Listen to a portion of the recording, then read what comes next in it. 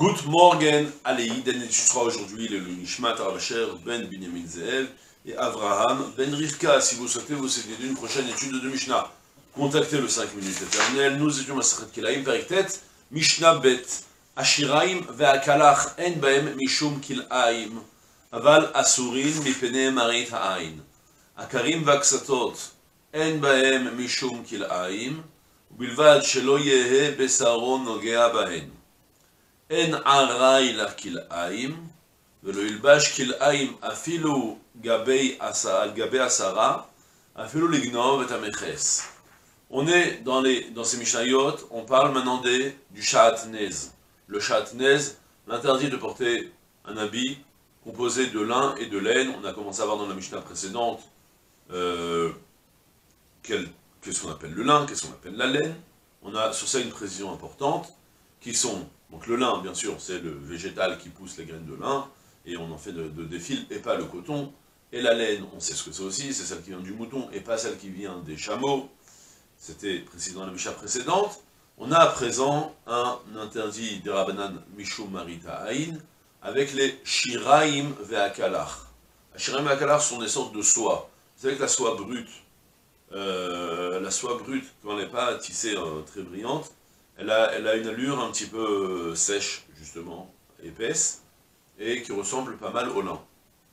Maintenant, la Mishnah m'enseigne que le shiraim et kalach, donc ces fameuses soies, en bahem mishum kilaim, il n'y a pas d'interdit de kilaim, mais malgré tout, avalasurin mipene marit ha'ain, mais elles sont interdites à cause de marit ha'ain. Soit, alors attention, Barthénois nous dit que cette halakha n'est plus en vigueur. Je ne sais pas, donc je suis en train de montrer ce qu'elles sont encore apportées. Je n'ai pas vérifié. Mais en tout cas, à leur époque, la soie, il n'y avait pas beaucoup de soie dans leur pays. Du coup, la soie, comment je disais, la soie brute, un peu épaisse, alors elle avait une allure qui ressemblait pas mal au lin ou à la laine, c'est un peu discuté, mais c'est plus au lin en général. Donc du coup, il y avait un interdit de la tisser avec de la laine. De peur que les gens ils vont dire que tu portes du kilaïm, que tu as mis du lin et de la laine. Et le Barthénois nous dit, ça c'est vrai pour à l'époque, lorsque les gens ne portaient pas des vêtements, il n'y avait pas beaucoup de soie. Mais à l'époque du Barthénois, déjà ou plus tard, il s'est avéré qu'en réalité tout le monde mettait de la soie et on distinguait très facilement entre les deux, et bien il n'y avait plus d'interdit de kilaïm, tout simplement. D'accord? Ensuite, deuxième sujet, Akarim va'aksatot en ben mishum kilaïm, bilbad. Maintenant, Karim va'aksatot, on parle des coussins et des matelas.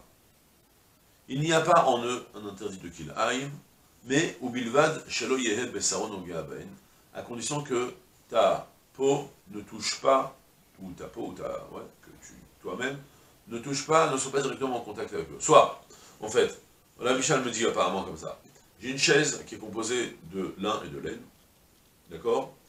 Soit les karim ou ksatot, donc le côté moelleux de l'histoire, on a mis dedans des pelotes de lin et de laine qui étaient ensemble, qui sont tissus même, d'accord? Ouais, on parle même que c'est tissu, que c'est tissé ensemble. Et la Mishnah me dit, sache qu'il n'y a pas de kilaïm, à condition que je ne sois pas directement dessus, mais qu'il y ait quelque chose qui me sépare d'elle. Je précise ce qu'il nous dit le Barthénois, parce que là ça va tout changer la halakha. Il nous dit, attention, on parle uniquement lorsqu'elles sont rêches, que tu t'enfonces pas dedans, parce que si jamais c'est moelleux et que tu es habillé, même si tu es habillé, alors, d'abord, on va fonctionner à l'endroit plutôt. L'interdit de kilaïm, il faut savoir, l'interdit de kilaïm, c'est uniquement lorsque tu portes l'habit. D'accord? C'est-à-dire, si je m'adosse, en théorie, il n'y a pas d'interdit de kilaïm. Si je m'adosse sur une pièce de tissu où il y a dedans du lin et de la laine, en théorie, il n'y aura pas d'interdit de kilaïm. Mais malgré tout, Khamim m'ont interdit à partir du moment où je m'enveloppe. Je deviens un peu enveloppé. Maintenant, enveloppé, ça veut dire que si jamais j'ai ma main et je vais la mettre sur un tissu moelleux de lin et de laine, je suis en train maintenant de m'envelopper avec le kilaïm, donc il y a un interdit.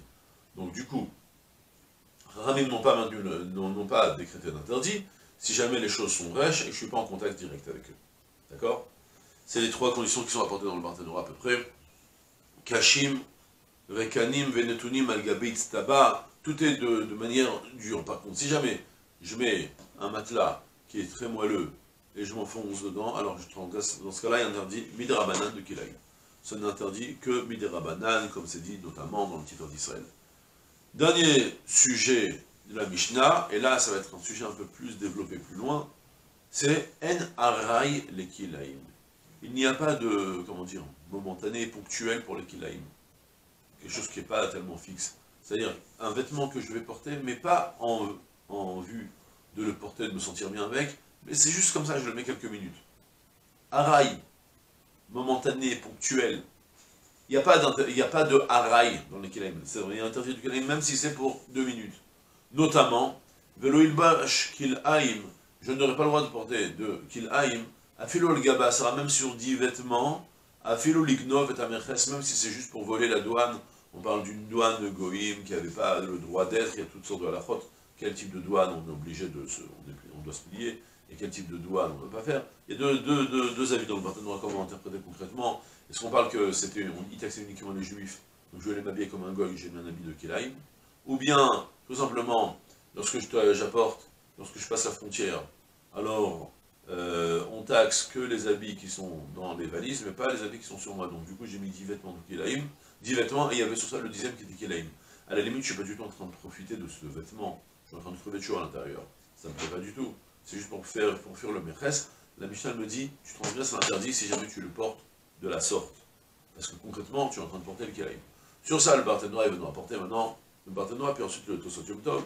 Ça va contredire une certaine Mishnah qu'on verra plus loin, que les tailleurs et les vendeurs de vêtements qui veulent juste te mettre, ils te rentrent la main juste pour que tu voies la taille, et ou bien que tu saches où, comment coudre et tout ça, la Mishnah va me dire qu'il n'y a pas d'interdit de Kelaim parce qu'ils ne sont pas en train de porter le vêtement, c'est-à-dire que ça ressemble plus à Davar Shenomit Kaven, qu'il n'a pas l'intention de porter un vêtement.